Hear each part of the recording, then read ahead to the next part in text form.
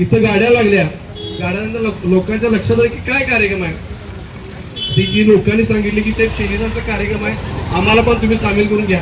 आता या ठिकाणी संजय खोत साहेबांनी इथं जागेवर आम्हाला 500 रुपये दिले, प्रशांत नाडकर साहेबांनी 500 रुपये दिले, केसरकर काकी म्हणजे पलीकडे काकी त्याच्या दारात गाडी लागली तर काकी म्हणजे काय कार्यक्रम आहे शाखेचा, म्हणजे असं असं कार्यक्रम आहे.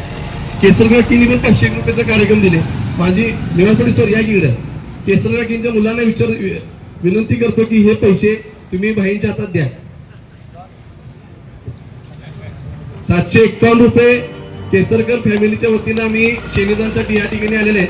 संजय खोत साहेबांनी पण मला गुगल पे 500 रुपये दिले. आता या ठिकाणी जागेवर उपस्थित आहे, म्हणजे हा कार्यक्रम फक्त गाडी लागल्यानंतर माणसाने दिलेला आहे, म्हणजे यांना माहित नव्हतं की शेनीदानचा कार्यक्रम आहे तो. सर या की मुसाफा या इकडे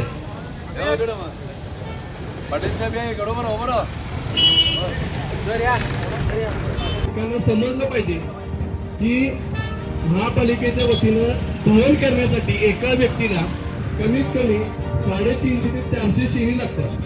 म्हणजे एका व्यक्तीला दहन करण्यासाठी 350 ते 400 शेणी लागतात.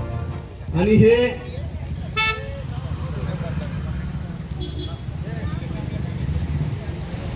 मंजुळा नरसप्पा कोरवर यांनी 200 रुपये आता ह्या शेणीदानसाठी दिलेले आहेत. त्यांचा हार्दिक आभार. ते जागेवर उभारलं आम्हाला साहेब दिलं, म्हणजे आम्ही फक्त व्हॉट्सअपवर टाकलेलं होतं. म्हणजे कोल्हापूर महानगरपालिकेची हे दहन विधी म्हणजे अंतविधी मोफत केला जातो, आणि या मोफत विधीला कमीत कमी 350 ते 400 शेणी एका व्यक्तीला लागतात. त्यासाठी आम्ही हा उपक्रम घेतलाय.